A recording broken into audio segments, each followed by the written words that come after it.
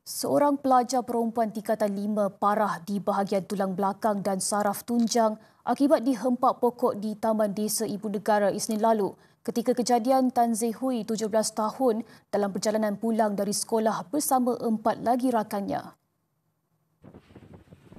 Ibu mangsa Lai Suling, 48 tahun, memaklumkan kejadian berlaku ketika hujan lebat disertai angin kencang menyebabkan pokok di kawasan itu tumbang dan menghempap anaknya yang kebetulan melalui kawasan tersebut.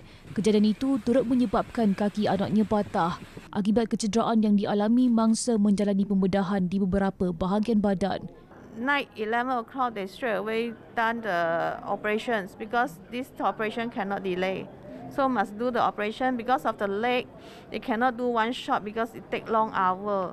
Sementara itu, Ahli Parlimen Seputih Teresa Kok ketika melawat mangsa semalam menggesa Dewan Bandaraya Kuala Lumpur di BKL mengambil tindakan segera mencantas pokok berisiko sekitar ibu negara. Banyak pokok-pokok yang ada di Kuala Lumpur ini sebenarnya sekarang ia menghadapi masalah yang tahan, the branches ataupun pokok akan tumbang bila-bila masa.